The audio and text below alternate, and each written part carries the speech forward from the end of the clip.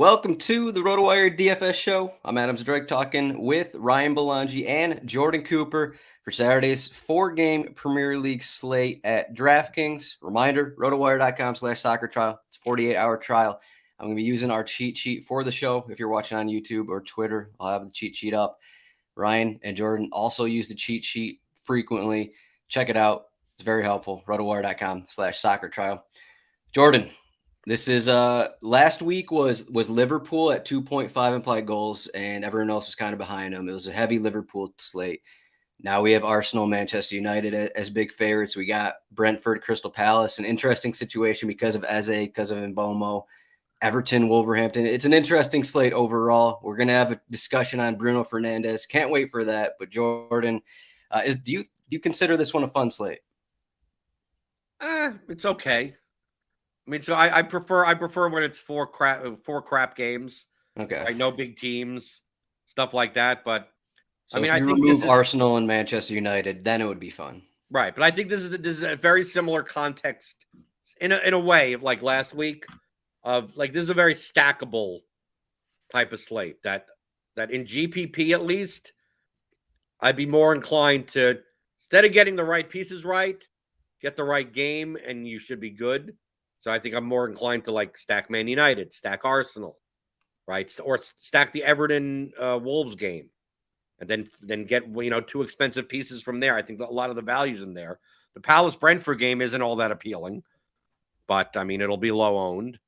But for cash games, I think truthfully, outside of like what you want to do at forward and like second defender and goalkeeper, I think the cash build is fairly straightforward. I don't know about you. I don't know about you, Ryan, but I feel like it just really comes down to, do you want to pay down at all the way down at goalkeeper or all the way up at goalkeeper? And you got some cheap defenders. I don't think you're paying up at defender. Luke Shaw ain't in. So it feels like it feels like I should be paying up. Like I could pay up for literally 3 guys. And I think you probably should. Yeah, I think second forward is going to be a talking point. That's going to have a decision there, I think. And then I don't know who you play in the flex, I guess, or which of the midfielders you choose, which of the mid-priced / punt midfielders do you choose? But yeah, other than that, I think it's pretty straightforward. Kind of an interesting slate because, it seems like you should just jam Arsenal and Man U, try to come up with the best combination. That might be the right strategy, but like I kind of like these slates sometimes because it's more about I don't know, choosing the right players. You actually have some decisions to make, like takes on which of these teams are going to score goals, which of the players. I don't know. So many times I feel like our decisions are made for us, and here there's like you can play a ton of these guys, but you have to decide which ones. Yeah, before we get going, I should bring up a couple lineup things that are pretty relevant. So Gabriel Jesus has been training. He's going to be available again. And Arteta kind of said, I mean, there's a chance he could start.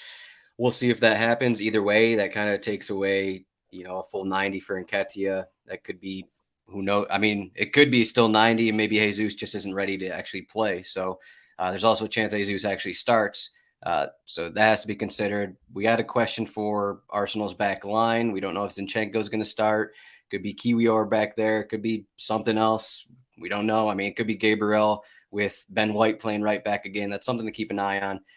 Maybe even bigger, I'd say, is the Everton situation. I don't know if you guys are looking at Ashley Young, but there are rumors, there are things out there that say people are thinking Mykolenko could start. So Mykolenko could be an option, and then that would actually move Ashley Young into a more attacking formation, more attacking position, because Alex Iwobi's out. So we could see a different Everton formation. A young guy, Lewis Dobbin, could start as well. So there's some things with Everton that could make a few guys more intriguing than we'd actually think of them. But I think those are the main things I wanted to point out before we get started. Do you think it's a possibility? How you pronounce his name? Gamamim, whatever, at 3,300 that he could start on the wing for Everton for a Iwobi? No. Gabamine? Yeah. No. I saw one predicted starting 11 that had him in, and Really? it confused me. That's why I wanted to bring it up, because I wouldn't think that I didn't think so, but I think that's a mistake, or maybe I'm missing something. That guy hasn't been on their bench yet this season. So right. Well, why do you think I was meant? That was like this guy wasn't even on the bench, and they predicted him to start. I wouldn't think use. That's in the case that Ashley Lung plays in the back line and they just bring him in directly in. But I mean, I at least wanted to ask you about it because I saw it in one predicted 11. Yeah, I wouldn't use that place anymore, is what I'll say. Yeah. I think Dobbin is the guy. Deitch liked what he saw from Dobbin. He came off the bench. I think he came off for maybe Iwobi last game when he hurt his hamstring. So right, but he's 6,200 and forward eligible. It's a little bit different than a $3,300 midfielder. Yeah. Yeah. So first up and forward, Saka, plugging him in, 10.6K. Is that what's going on here? Do you think, Ryan? I don't know if this is a hot take or whatever. I think when I'm the second forward that we're talking about is Saka, because I think you plug in Eze no matter what. Okay. Oh wow. Wow. Wow, I did not see this coming. You caught me off guard with that one. Oh, okay, so you thought it was the other way around. Like I thought it was the other way around. Dude, Eze's 9K. I mean, with no Elise there, he's the primary play. No Zaha. He's the primary playmaker over every single dead ball. I mean, like every free kick, every corner kick, takes penalties. Yes, it's a pick a matchup against, like Brentford or whatever. I mean, it's not like from a ceiling perspective, but this dude put up like 25 points in peripherals in these types of matchups. One matchup against the worst team in the league. You're the one that it happens once and it has to happen again. And now I mentioned that. You got to look at matchups. You can't just be like, Sheffield. I'm just saying from a floor perspective. Like, it's hard. I mean, like, it's like it's like James Madison. It's like all these types of guys. Like, he is the guy on a team that's not awful. He's forward eligible, because I think you're filling up your midfield spots with like it comes down to, you'd rather play Eze or I think I'd rather play Bruno. Just okay. How do you my lineup currently has Saka and Eze in it, so like I don't have to make like that thing. It's just a matter of, if you don't play Saka or Eze, now you're going down to like, do you want to play Nketiah? Do you want to play Havertz? Like these 6K kind of level guys. And those guys don't have as much of a floor. And I just feel like if I plug in Saka and Eze, and Fernandes and Bruno Fernandes, like, it's just like, run me down. Good luck. What's wrong with Mbeumo or Rashford?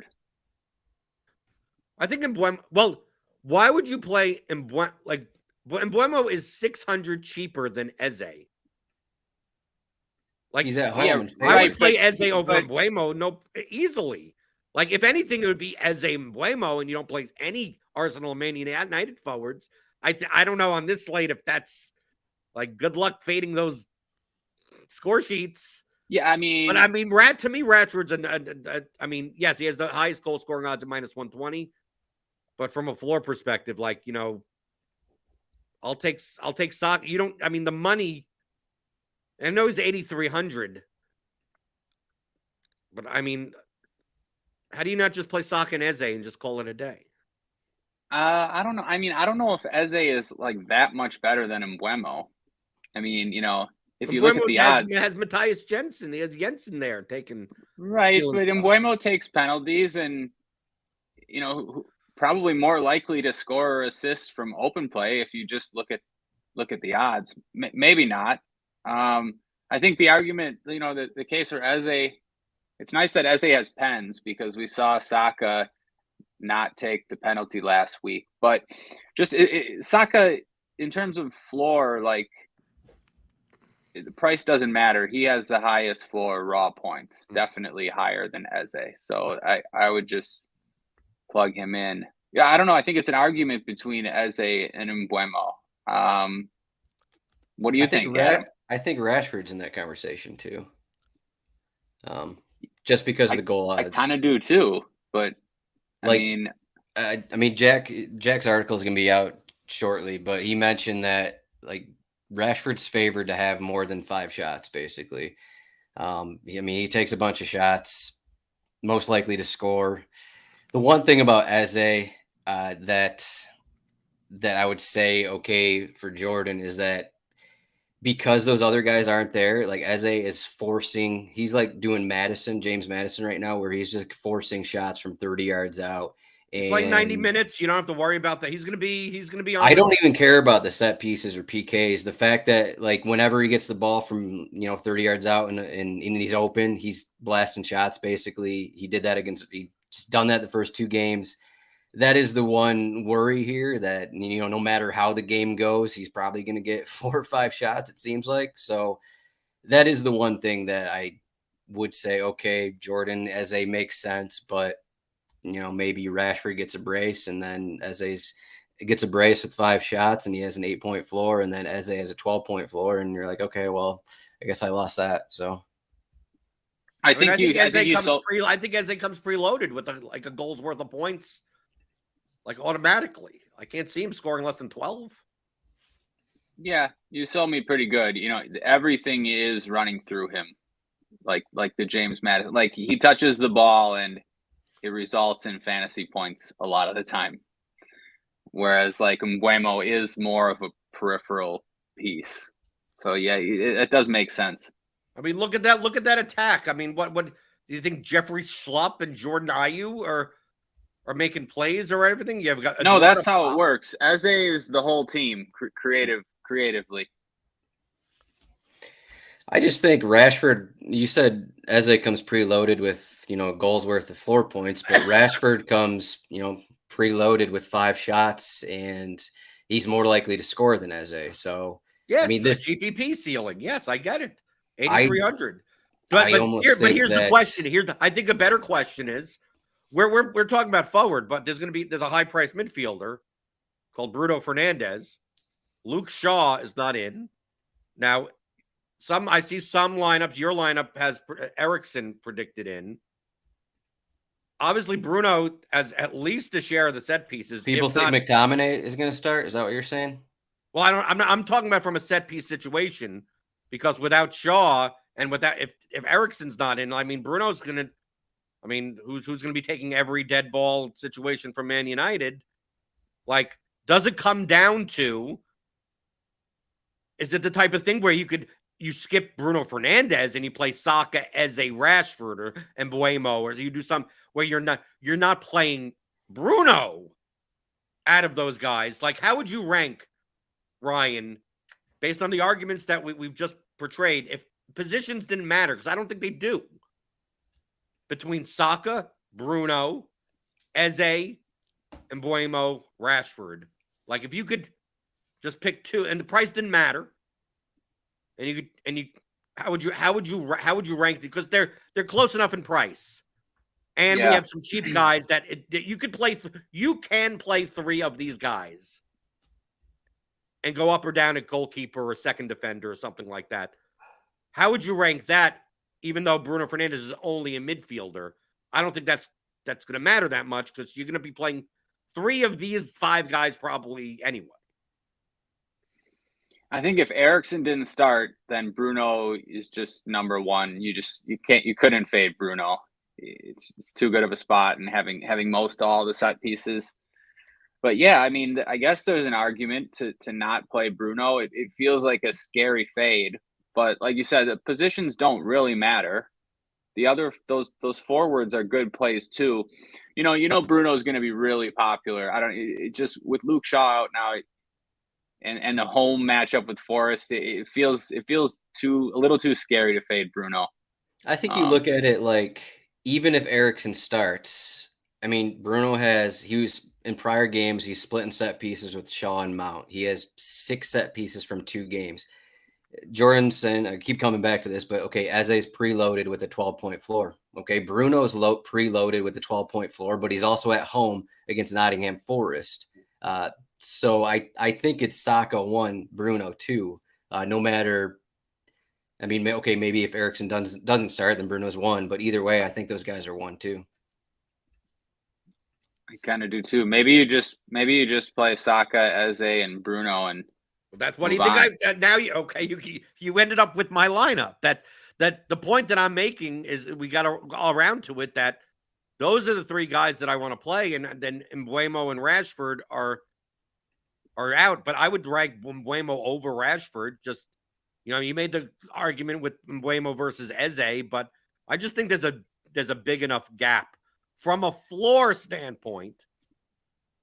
From the trio of Saka, Bruno, Eze to Mbeumo and Rashford. I hope so, because at least for me, playing those 3 guys means I probably have to play Thomas Partey. I mean, part of the argument for not playing those 3 guys is you can play a better midfielder. There's some decent mid-range midfield value. I don't know. I wouldn't be able to play Thomas Partey in that lineup either. I would have to play Thomas Partey because you don't want to go down a goalkeeper. No, I'm going down at goalkeeper. There's just a midfielder that if he starts, I will probably play in cash that you guys might think you can fade. Oh, I'm interested in that. Maybe, I don't know. No, we were just talking about him. Christian Eriksen. I want to play him if he starts. Oh, you want? Too. Okay, so you want to? Okay, so that's. I have seen Eriksen take most of the corner kicks in these spots before, and I won't be surprised if it happens. So, I would want to play Eriksen too. Would you play Eriksen? But you don't have to. Bruno to get. If Eriksen's in the lineup, would you then not play Bruno and play Eriksen? No, I would play both. I would probably play both, but I don't think it's like a must. I don't think Eriksen's a must. I'm just saying I probably want to play him if he starts. Would you play Eriksen over Gardner? Yes. Okay, so it could be the type of thing where you just I would not play Garner. Right? Yeah. We'll talk about midfield stuff. I think Garner is fine for cash, but someone that I would not have in my GPP line. Like Jensen might be better than Garner. Well, I think it's the type of thing. I know we're skipping all over the place, but I think it's the type of thing where Iwobi's out and people go, well, Garner's going to take all the set pieces, and then they don't realize the corpse of Ashley Young is still sticking around, right? Exactly. Also, they have other guys too. If Mikalenko starts, he might take a couple. Idrissa Gay could take a couple. Danjuma as well. So I'm not excited to play Garner. Yeah, I don't think anyone has an exclusive role. I think we thought before the season without McNeil that it'd be, more maybe Garner full on because he kind of closed last season with that, but it really hasn't been like that. One question on forward. What if Rashford's name was Mohamed Salah? Would that change your mind on Rashford? Yeah, no, that's a good point because Rashford, you're kind of surprised that he's not 10K. And if it was last year, he would be when he was scoring every game. And he's favored on DraftKings to have 5 shots, which is hilarious. So, I mean, yeah, Rashford seems like a fine play too in any format.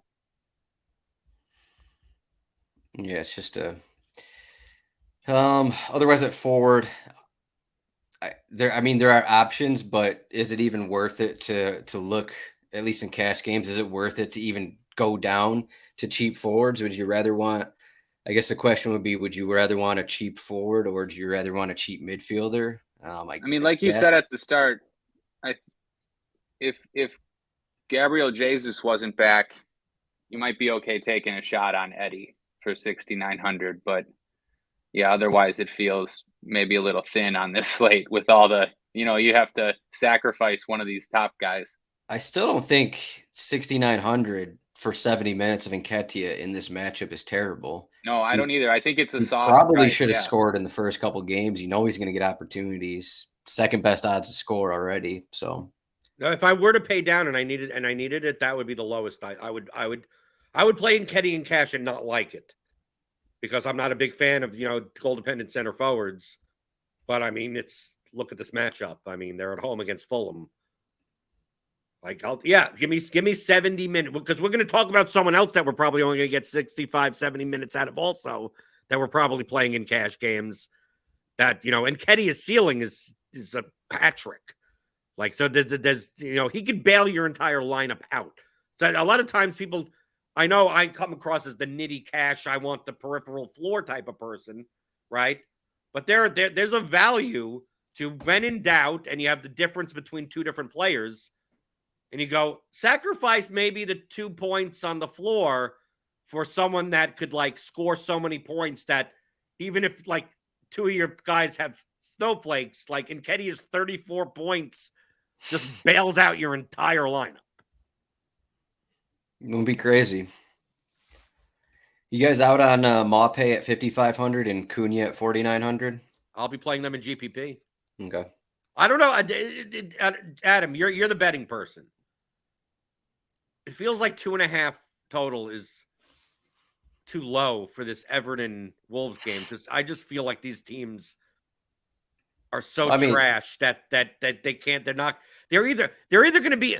All I know in this game is either they're going to be incompetent defensively or offensively. It's going to be one of the two. That's what you have to decide. I'm hoping it's the 5-3 game. Right? Okay, that's the problem. I mean, both teams have one goal between them between combined 4 matches.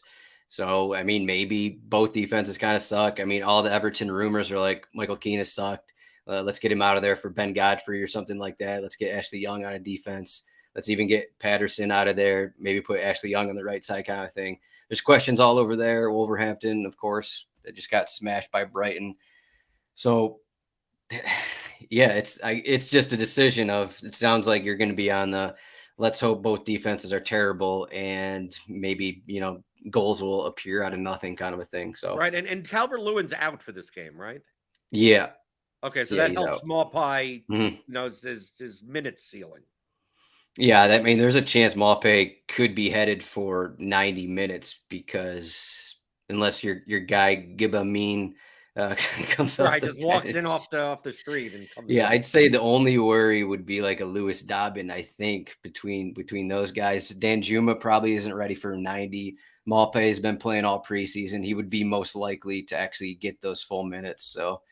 That would be a thing for tournaments, but anything else for forwards? I mean, there's a ton of guys here we could throw around for tournaments and shout them out kind of a thing. But otherwise, for cash games, it's we mentioned the guys. You got to decide just what you want to do is what it comes down to. Do you want to go to Rashford for the goal, or do you want the consistent floor of Eze or Mbeumo playing at home against Eze kind of a thing? You got anything else, Ryan? I don't think so. No, yeah, it's not on another slate. Maybe Cunha or one of those cheap guys, but it's just not the construction for this one. I know you'll be playing Martinelli in tournaments, but 9,200 cash games, is it just too much when he's kind of the same price as all these other guys? Yeah, it's just the other guys are safer. Yeah, have a higher floor, and yeah, it's just too much. Mm-hmm. All right, midfield will be more fun to talk about. Let's say that. Bruno Fernandes, 9,500. As we said, one or two of the if you want to combine forward and midfielders here, probably one of the top guys, probably one of the most popular guys, as he usually is, especially at home against a team like Nottingham Forest. So the second midfielder is going to depend on what else you want to do with the rest of your lineup. If you're going to spend something on defender, if Ryan said he's going to go down at goalkeeper kind of a thing, I think Jordan might be spending up at goalkeeper. We'll see what he says. But you guys have mentioned a few of them. We haven't talked about Pedro Neto at 5,700. His price is creeping up. Mrs. Sarah Bia at 4,100 is down there. I think that is the other option. And then, of course, we've mentioned Thomas Partey all the way down there as a right back, 3,300, who has produced, I don't know, a bunch of weird stats through the first couple games without really a guarantee of a set floor from him. what's the play here? We kind of have to spend down because we already went up at 3, but Jordan, but there's value here at midfield. And I'll get into when we talk about GBP, there's one very, very, very, very, very, very, very, very, very clear best tournament play on the entire slate at midfield. Odegaard. Yeah. Okay. So fine. So we'll just talk about that immediately. Right. I think Odegaard is by far easily the best tournament play on the slate because he's midfield only, playing for the highest total team, where people are going to be playing Bruno at 9,500 in a lot of lineups, and the Arsenal forwards are going to be popular. So just construction dynamics alone make it so that $7,800 Odegaard just does not fit into many lineups. So to me, Odegaard is GPP only.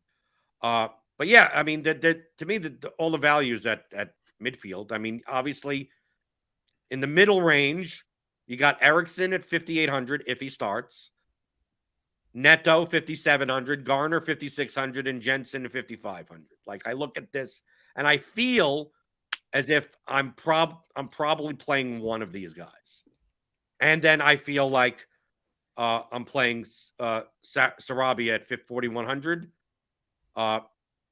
Because if he's gonna at least have half the set pieces, at least half, he could have them all. Neto could have them all. I mean, who knows? But Neto's price is now up to 5,700, which is fine. I'm fine with Neto, but it's not like it used to be when he was 3,800 and you got to shove him in. Nunez is suspended, so that means that's one less guy that could come in for these guys. I think at 4,100, I'll take 65 minutes of Sarabia, and then plug in, like, it just comes down to, do I want to play Garner, Jensen, Neto, or Eriksen? And I think you play one of these guys. Can you play two? I guess, but I mean, that means you're not playing Bruno, or you're not paying up for Saka, or you're at least saving some money from Eze down to Rashford, maybe. But that's my inclination. We talked about Thomas Partey at 3,300. I'm just not sure he's necessary on this slate because you're not paying up at once we get to defender. I don't know, Ryan, if you're considering paying up at defender at all. To me, it just seems like you're playing Sarabia plus one of these guys. Yeah, I mean, I pretty much agree with all that. Come on, Ryan. No, I mean, well, it's like, so how necessary is Sarabia? Because there's a lot of equal 2v2s. Like, first of all, yeah, I'm not paying more than Ashley Young at defender. So we're playing two of these other midfielders. And the 2v2s I was talking about, like, I had Rashford Sarabia, right? Which costs the exact same as a Partey. Okay, which costs the exact same as Nketiah Jensen. And like the rest of my lineup is like basically set, but like Sarabia. What goalkeeper are you playing in that lineup? It has Johnstone. But what I'm trying to figure out is would it be a mistake to fade Sarabia? Obviously, if he's going to take most of the sets, he could smash, but also we've seen this many times before, and he comes off at 60 minutes with like 6 points or something. He's also not guaranteed to even start. I mean, dude, we could show. I mean, it could be they put He-Chan in and some defensive midfielder or something, and he doesn't even start. Basically, what I'm saying is I'd like to play Eze, but with all the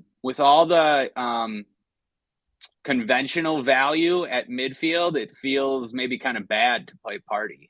But it's not bad to play Partey if he's got, an 8-point floor from right back lined up in this spot.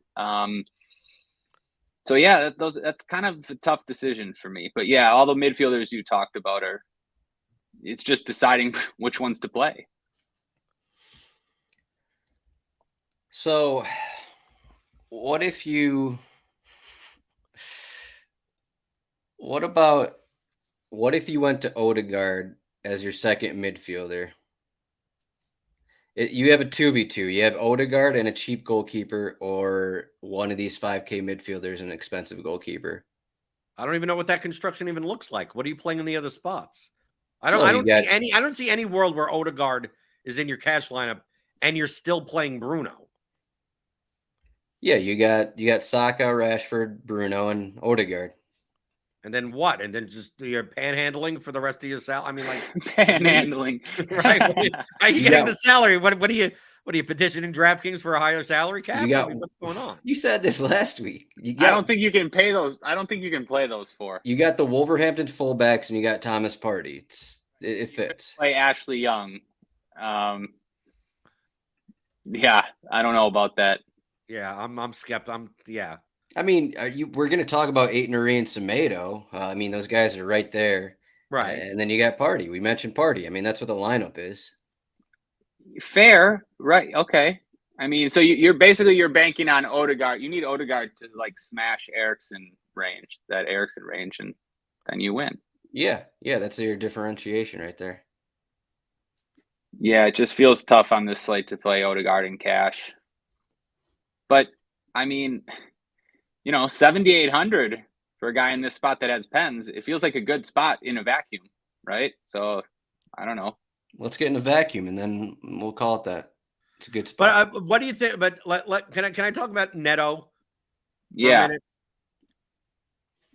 Like if Sarabia didn't start, I just like what like this the last game. It's like Sarabia came on and then like Neto like didn't take any corners. Like I didn't watch the game, but I mean he literally played 90 and had zero corners. I don't know how that happened. If it was just the way the game was. But, like, if I told you Neto was not going to take set pieces, I mean, 5,700, you're not paying that. You can't play him. Like, to me, like, Neto is priced as if he has at least 50% of the set pieces. Like, Sarabia isn't priced for, he's priced for, he's only going to play 65 minutes. Jordan, I wish I knew. Because, that, a big part of the slate kind of hangs on that. All right. Even for cash games, hold on. Like, it's weird because, Adam, maybe you have some clarity because all of a sudden Neto not taking any set pieces. Like, if he were going into this game tomorrow without Sarabia and us expecting Neto to have a majority, he'd be like a lock for me. I'd play him over Eriksen. But as it stands with Sarabia taking those last week, I don't even want to play Neto. So that's funny because Sarabia only came on for like 28 minutes. So like, what happened? What was the first 60 minutes of the game like that Neto didn't have any corners? It's weird. They were losing, and then Brighton let up. That's where all the corners came from. I guess the question is, what side of corners did Sarabia take at the end of the game to where Neto wasn't taking any? Maybe we can check heat maps, but you're right. Maybe they were all like on a certain side because that's important to know. Yeah, I mean, like Matheus Nunes has also taken some, but in terms of the lineup here, so Matheus Nunes is suspended, and that's kind of why we could see, Sarabia and Neto both start there. But that also removes just like another midfielder from getting minutes. So I almost think that's if Sarabia and Neto both start, then I'm not even sure if I'd worry about the minutes because Nunes is suspended. Yep, that's a good point. I was thinking about that too. You mean minutes for Sarabia, not minutes for Neto. For all of them. Yeah, for all of them. Right. No. If you told me Sarabia was going to play 90 minutes, then I mean he's easily. I mean he's going to like if they're both on the field, they're both going to split stuff. Right. It's not going to be one or the other. It's just quite possible that Sarabia actually takes them from Neto more than Neto takes them away from Sarabia. But if you told me Sarabia did not have any set pieces, but played 90 and he was 4,100, I'd still possibly play him. So the fact that he could also have a majority of set pieces if he plays 9, I mean, then to me, I mean, even in GPP lineups, I start. You're right. Even in GPP lineups, there's such a fine line between those two guys being the best play on the slate or the trap. And it's such a fine line because you're right. If Sarabia goes 90, it's more likely at the prices, like the way that they're priced. It's not like they're both 5,700, and then you're like, which one? It's like Neto is priced for what we would expect, and Sarabia is priced for what we would expect, but he has the ups. Like, I don't think Neto, there's a situation where Neto should be priced at 7,500, right? Unless Sarabia's not play. Like, if Sarabia's not in, then he yes. should be. Right. Yeah. But if we see this, you're going to see the starting lineups. You're not going to have to make that decision. If they're both in, the upside exists with Sarabia, and 5,700 for Neto becomes like efficient. Like, it's not a bad play. It's just that, okay, that's probably what he should be priced. But Sarabia has all, like, for you, it's 1,600 less for a guy that could possibly could be the one that should be priced at 7,500. I mean, it could end up with that situation, and he's like half as priced as he should be. You're right. Yeah. That's what I'm saying, where it's like I'm scared to fade Sarabia. All right, per some heat maps here, they were all right-sided corners in that last match. All of them. Per these heat maps. Yeah. So, like, granted, Neto took right-sided corners in the first game, so so weird. Yeah, I don't know. I think you just got to expect some sort of split. I don't know. How about free kicks? How about the free kicks though? I mean, we'd have to look. Free kicks is interesting too. I mean, I would expect Neto to want to take the shots now that Ruben Neves isn't there anymore. I would expect Neto, but yeah, I don't know. We'd have to do some intense research on the RotoWire stat pages. RotoWire.com/soccer trial. It's a free 48-hour trial to get all of these. Can I remind people of something also? Stats. Now that we've spent like 5 minutes talking about the situation, you know what the most likely outcome is? Wolves suck, and they all have like 6 points. I mean, yeah, like, you understand we're talking about a situation where the problem is you're exactly right, but the problem is this Everton lineup is laughable. Like, this Everton lineup would have trouble scoring goals in the Championship. It's like there's nothing in that Everton lineup. It's such a weird game. Yeah, but the Wolves defense would have trouble keeping clean sheets in the Championship. What do you think, Adam? That's harsh. Is that game going over or under? I don't want to answer that question. I'll say it's 1-1 though. I don't know. I can't see just, no Calvert-Lewin and all of a sudden Everton, no Iwobi, no McNeil, all of a sudden Everton's just gonna smash for a few goals, or I can't see that for Wolverhampton, who don't have a forward at the moment. I can't see either one of these teams getting. Yeah, I mean, honestly, to me, the most likely goals seem like Onana from like a set piece, or Decore. It's gonna be something a random. Classic Decore goal.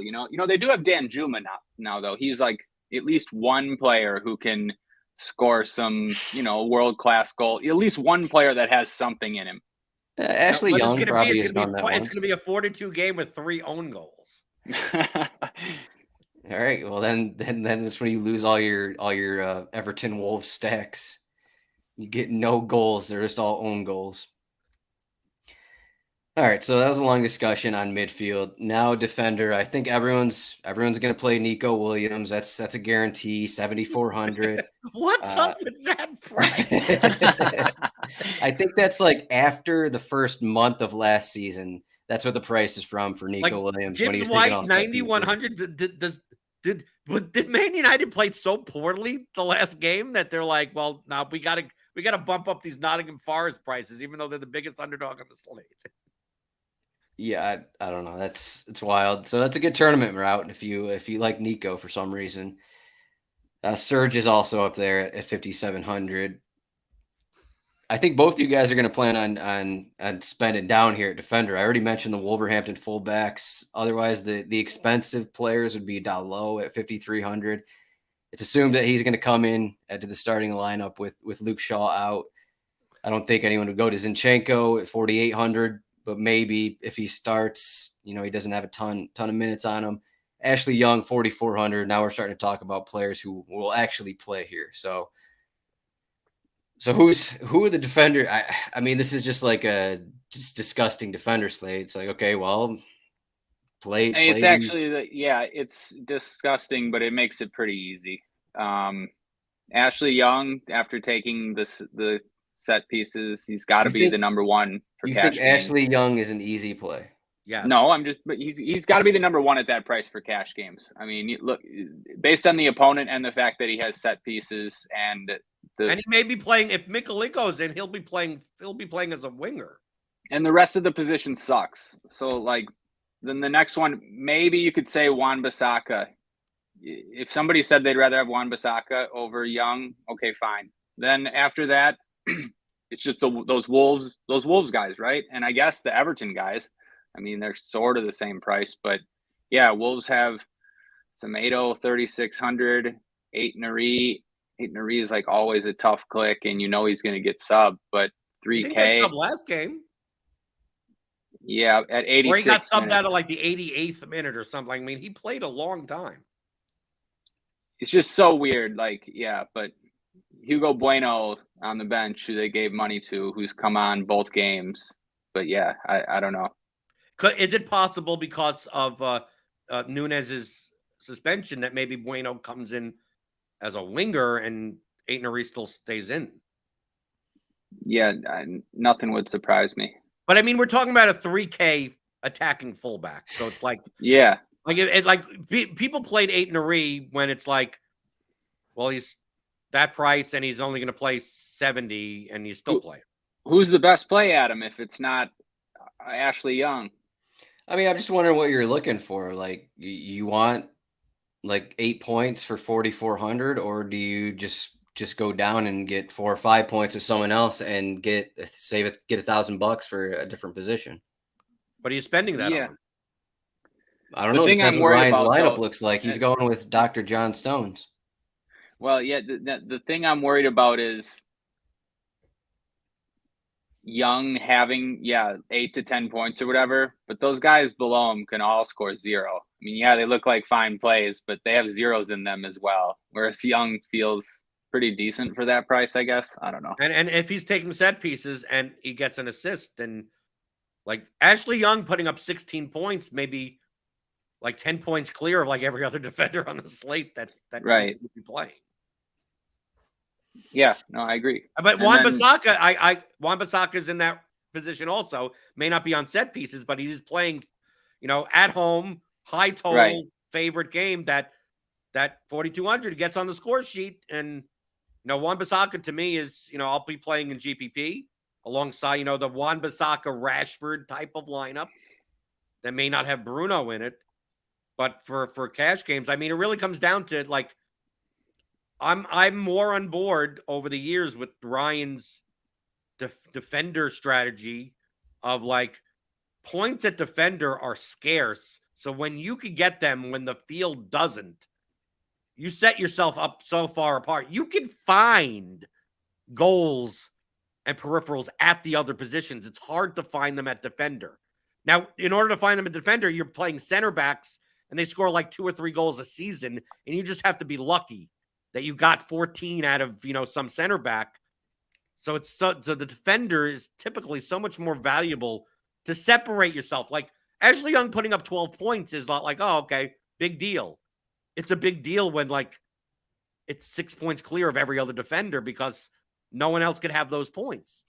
Midfield, you could find a midfielder with 10 points all over the place that's 1% owned that you could grab, but defenders, it's really tough. So we just spent 5 minutes talking about Neto and Sarabia. What if you just did Matthias Jensen and Aït-Nouri instead of Sarabia and Ashley Young? Same exact price. I'd take Sarabia and Ashley Young. Get out of here for cash games. Yeah, I mean, I think it's sort of what Jordan just said. Jordan broke it down so well that you. Well, the separation you can get at defender is basically the most important thing in soccer DFS, and Ashley Young gives you the chance to do that. Imagine playing Semedo and Aït-Nouri. And Wolves be Wolves. Aït-Nouri comes out at 65 minutes with 2.5 points. Semedo, it is not in the box or everything. There's no clean sheet, and he's sitting there with a yellow card on 3 points. Yeah, right. right? Okay. And Ashley then Young you're has sitting there going 15. whatever. And Okay. Imagine Pablo Sarabia gets subbed out like he always does with 3 points, and Matthias Jensen in a tougher matchup last week had an 18-point floor. You're talking about Eze with his automatic 12-point floor. What about Matthias Jensen with his automatic 12-point floor? Hey, For cheaper, it's let's go. possible. It's but possible, no, Adam. That's you're why missing I the said, point, Adam. You're missing the concept that, Yeah. that Ryan complimented You're missing me the on. point. You're just talking about what if this happens, but what if Jensen repeats what he did last week? No. The thing, let's say Matthias Jensen puts up 18 points. Garner could match that. Erickson could match that. Neto could match. I'm not saying that they will. I'm just saying that there are people that, if you told me that Erickson had 18 points, I'm not surprised. Maybe Jensen has 18 and Erickson has 14. But like if you're playing 3K defenders that scored 2 points, like there's no like I'll find a defender that there's nothing there to like there's nothing there. It's much more important for me to get points out of the defender spots. At least one of them, right?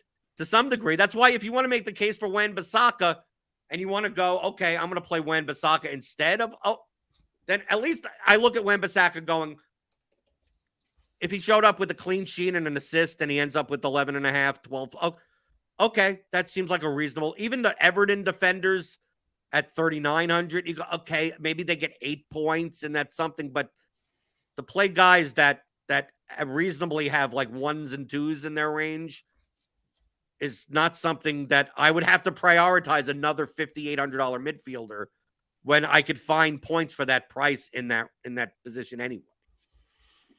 Don't you think Matthias Jensen and Ethan Pinnock is the cash move of the day?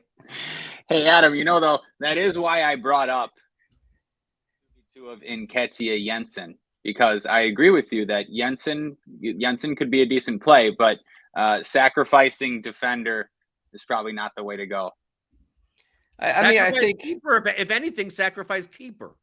I think the more you look at it, I think you have to question Matthias Jensen should probably be 7K. No, I think you look at Matthias Jensen because he had a good game. He's always been your boy. He's been my boy, and I've been burned by him. That's why I'm trying. I'm trying to warn him. I mean, Brentford at home. Okay, fine. Brentford at home against a team that wants to win 1-0. Question for you then: is he a 90-minute player now? That's what I need to know. Because is Ashley Young a 90-minute player? No, Pablo Sarabia a 90-minute player? Like everyone you're playing over him isn't a 90-minute player. Those guys aren't cheaper. They're cheaper, Adam. They're cheaper. Those guys also aren't 5.5K midfielders. Like, yeah, it's a different position and cheaper. I mean, I already gave the 2v2 out. Just play Jensen over Sarabia with a cheaper defender. You know what's going to happen, Adam? You're going to get bailed out with an Ethan Pinnock goal that is 1% owned in cash. I mean, I'm not playing Pinnock. That was a joke, but I could if you want me to. I'll still beat everyone because Jensen's going to be sub 10%. Well, he probably should be. Yeah, because people don't know what they're doing. We talked about before the show. The lobby doesn't know how to play. Right, but that's because you take up all the entries with the Jensen lineup. Play him in GPPs. All right, fine. Goalkeeper, Aaron Ramsdale, 5,900. Andre Onana, 5,700. Ryan, you are not spending up at goalkeeper. Jordan, we have 48%, almost 49% clean sheet for Arsenal. We've had this discussion for the first 2 weekends here of deciding to spend up on a goalkeeper who is near 50% clean sheet. Are you spending up on goalkeeper here? Not on this slate, no. I mean, there are constructions.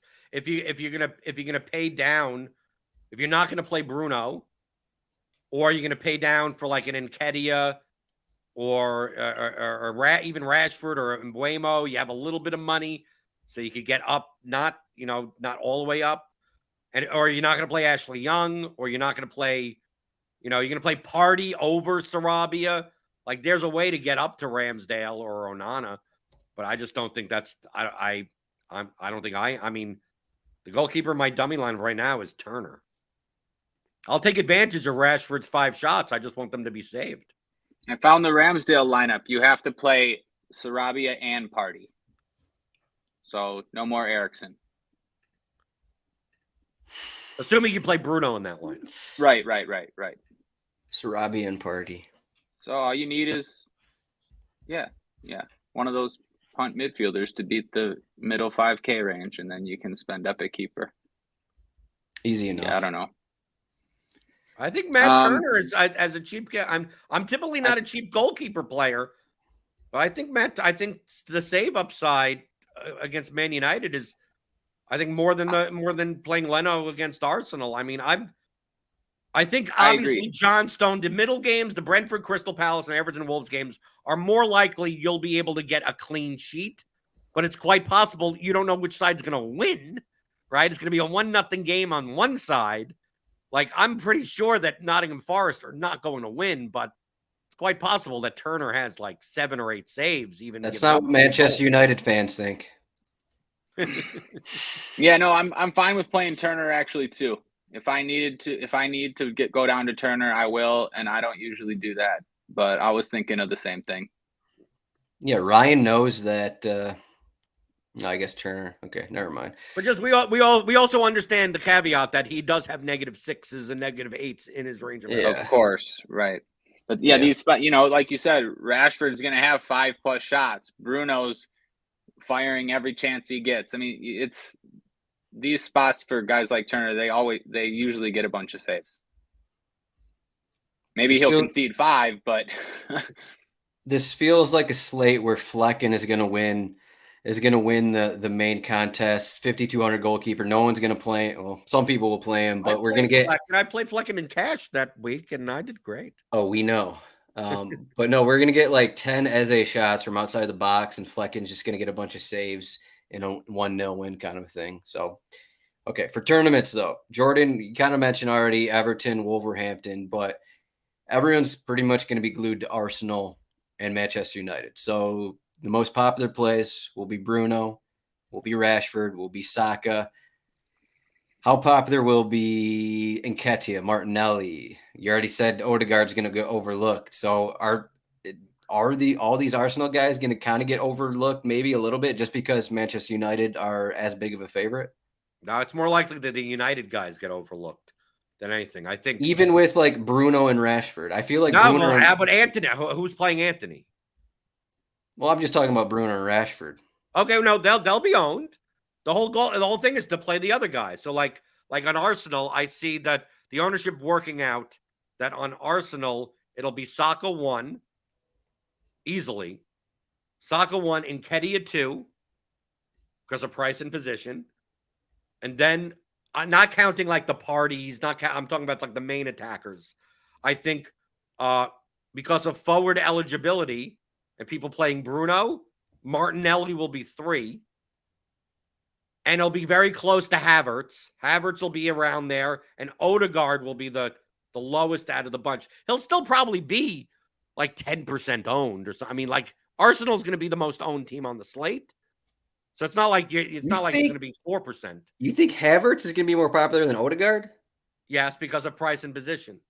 Because we have to remember that I think Bruno Fernandes is going to be like 45+% owned in GPPs. And based on that, like if you play another expensive midfielder, like you're going to have, who are you playing at forward other than like Nketiah and Havertz? I mean, you have to pay down at forward. And if you're not playing Maupay or Cunha or any of those guys, and you still want to play, you're going to have to play some 6K forward in there. They're Arsenal players. They're not Man United players. So like that's how it's going to, it's more of a byproduct of Bruno's and Saka's ownership than anything. That lineups that don't have spend up at forward are going to have Bruno in the midfield, and lineups that double spend up at forward may not have Bruno in the midfield. So you're just going to play like the opposite of that. And that's why like Odegaard and Anthony are like in those ranges where like no lineups really hit that by playing those combinations.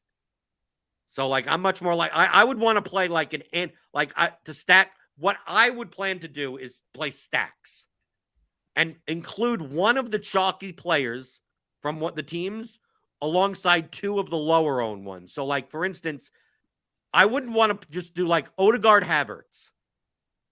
Like I wouldn't do that. I would do Odegaard Havertz Saka, right?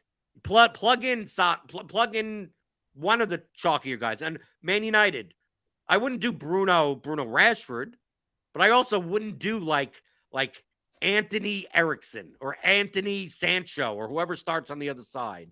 I'd include Rashford or Bruno in those lineups, but not just a Bruno Rashford lineup. So it's like I would play 3 guys from one team together. And the thing is that on the Everton Wolves game, the pieces are cheap enough that you could like play 3 guys from Man United or 3 guys from Arsenal and then stack 5 guys. Then you're basically stacking the Everton Wolves game, right? You're playing Sarabia, Neto, Cunha. You're playing Maupay, Garner, whoever, Decore, because they're all cheap.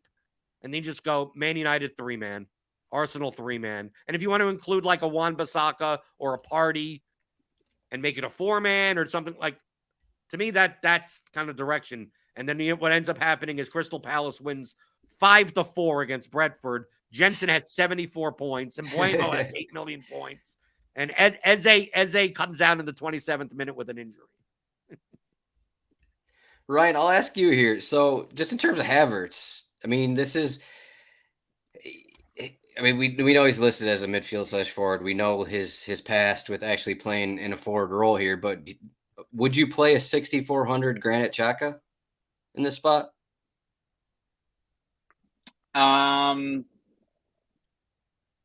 Maybe, but yeah, I wouldn't feel as good about it. I see what you're saying. I Like, do think people Havertz, think that Havertz is, I don't know, forward for Arsenal when they see this? But he's forward eligible. I mean, I know. I'm just are you saying really in general. playing $6,600 Declan Rice? no, right? Why? No. What? No. Adam, though, Havertz, Like, he's I just still- can't find myself. Why would I play Havertz? You're just like trying to get like a random goal from his. Like, he's playing almost as a Plus defensive 150 midfielder. to score on our cheat sheet. you wait, no, hold on. I mean, it's the same reason why you would play like Anthony or Sancho or I mean, Those guys are in forward roles. yeah, okay. Havertz is not playing it as a defensive midfielder.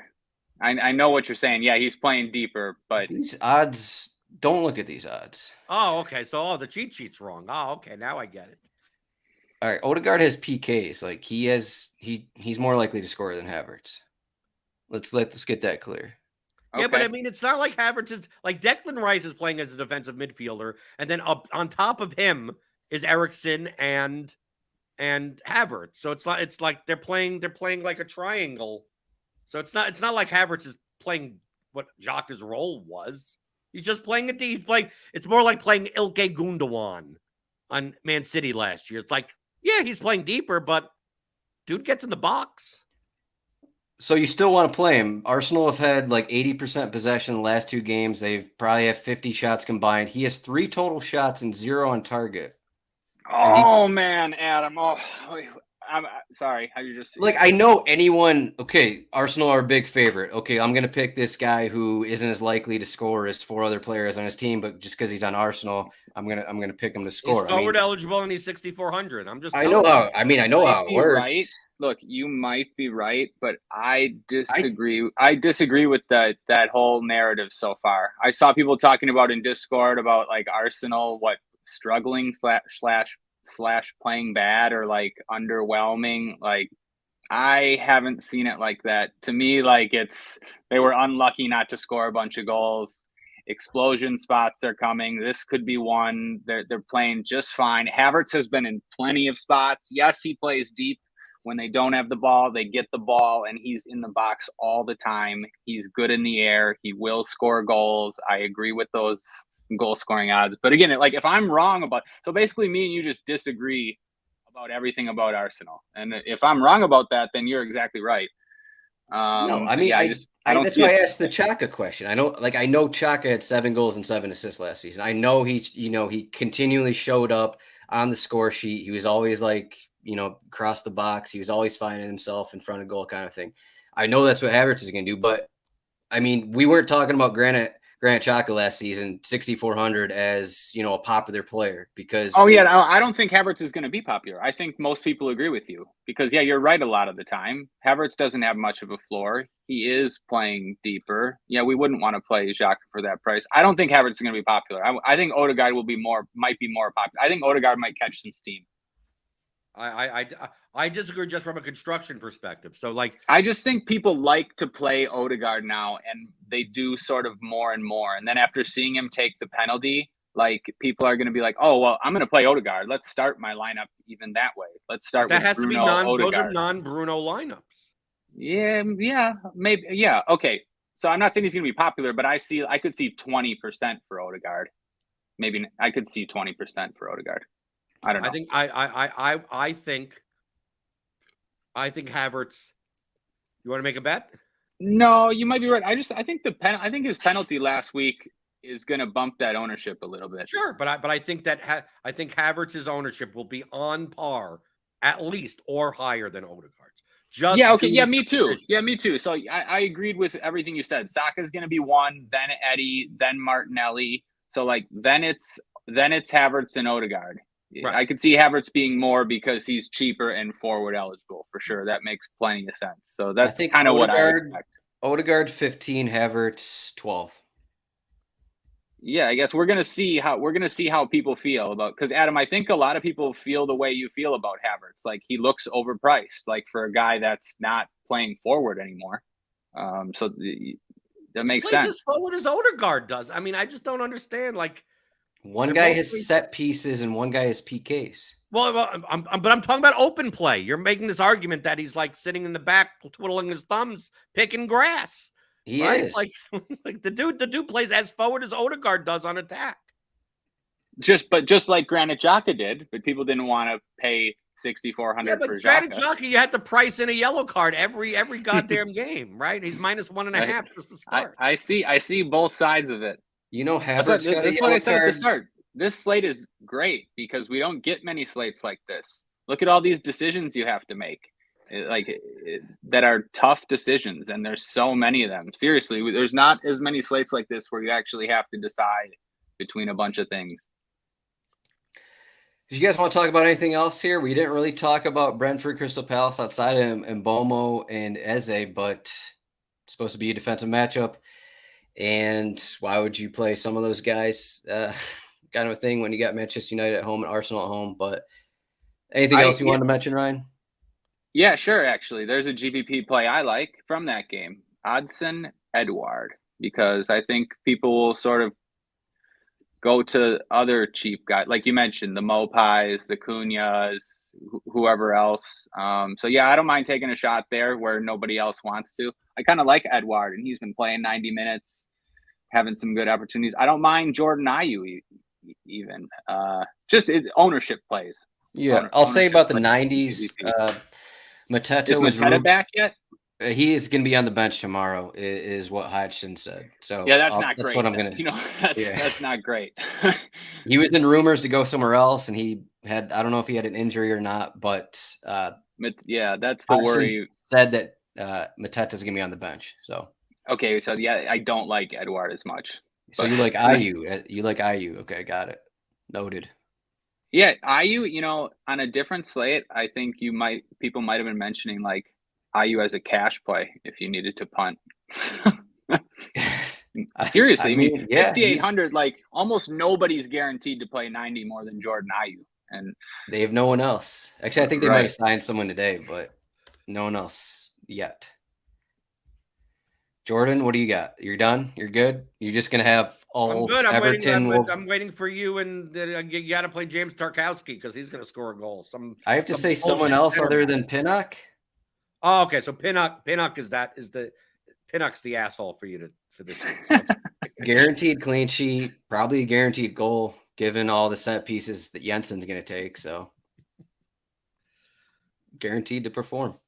Pinnock has goals in him. I know. Why do you think I'm picking him? Do you think I pick guys who don't score? I respect that pick. Wait, did I say Tim Ream last week? I can't remember. He got sent off. Either way, that's it. That's it for the show. We went long enough. RotoWire.com/soccer trial. 48-hour trial. Get the cheat sheets, get the stats, get everything that you need on our site. Thank you for watching this. Make sure to like and subscribe on our YouTube and podcast feeds. Jordan, you can find him at Blender HD on Twitter. You can find Ryan at Ryan Belongia on Twitter. I am at RotoWire. Thank you for watching this. We'll be back next week, just ahead of the international break. Thanks, guys. Thanks, guys. Good luck, everybody.